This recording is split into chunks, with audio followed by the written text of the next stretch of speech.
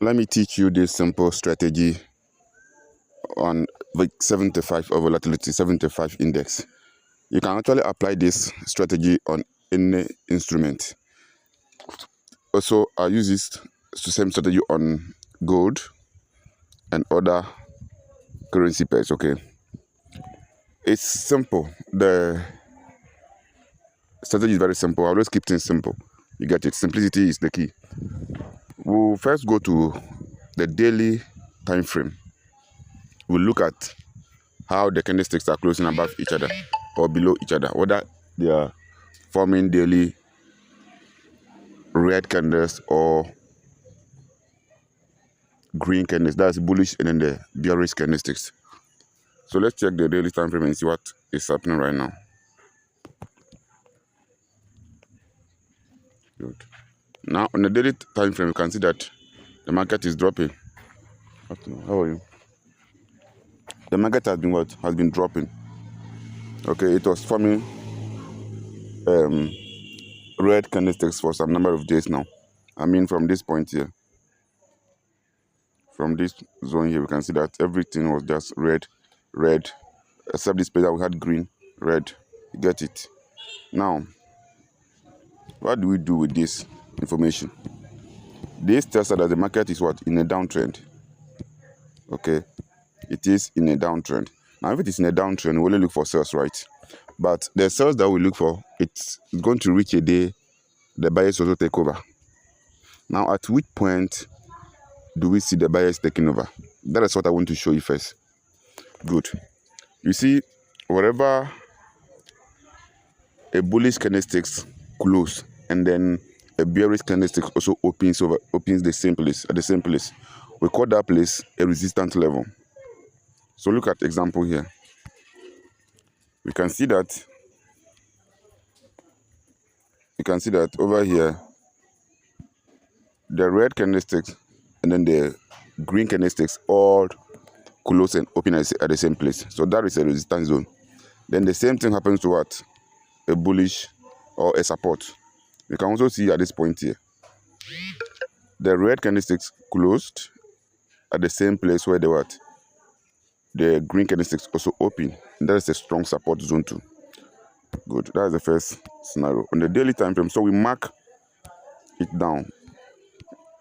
We mark that zone down and then wait for price to come there.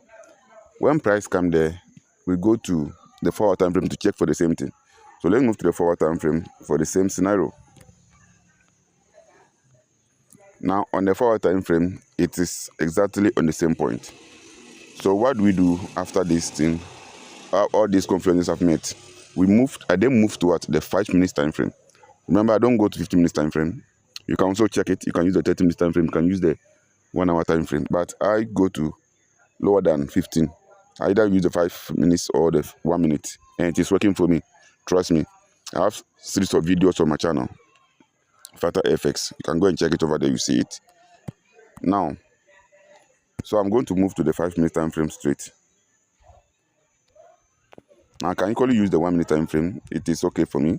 But as a beginner, a complete beginner, your limit should be at least 5 minutes. The 1 minute will confuse you. Now, you can see where the price has reached. At this zone, I will look for what? I look for change of character. If I say change of character, I simply mean where price has stopped forming lower lows and it is now forming what? Higher highs. So we can see from here that the market was initially forming lower lows. If you should go left, more left, you can see it was forming lower lows, lower high, lower low, lower high, lower low, lower high, lower low, and there was inducement here. You form another lower low, lower high, lower low, lower high. You get it? Now when you reach here, what did you see? We noticed that the lower lows it is what? Diminishing, like it is getting exhausted. Now we had this first low here. That failed to form what? A lower low. And that is where my interest starts growing. Or that is where my interest is. So at that point or at that zone, what I do is I wait for the high of that failed low. okay, the high of that failed low, the high that formed the failed low. I wait for it to what? To be taken, to be broken. If I say broken, I mean there should be a candlestick closing above it, above that zone. And if that happens, I wait for a pullback. Okay, I wait for a pullback. Sometime at that zone, sometime too, I'll look for what, some series of candlesticks to call it order block, and then I buy from there. So what do I mean? I would have taken my buy. Sometimes there'll be obvious order blocks. Okay, but in this scenario, there's no any obvious order blocks. I pick all the 3 red candlesticks as my point of what? Interest. So I'll enter the trade right at this point here. I mean, a stop loss will just be below the failed low, because if price should go back and take that failed low, that means the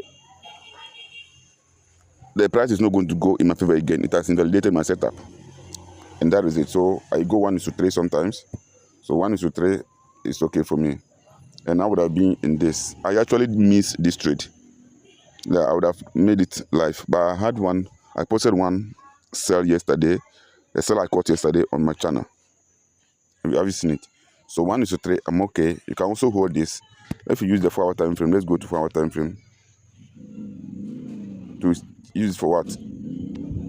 Your TP, your take profit. So you can see a zone here. So TP can actually be here, but at least 1:3 is ideal. So thank you. So subscribe to my channel, share the video, like it, and then join our various platforms. Our Telegram channel is in the description. Tap on the link and then join us, where we break down all trades that we've been taking and also organize weekend classes for free.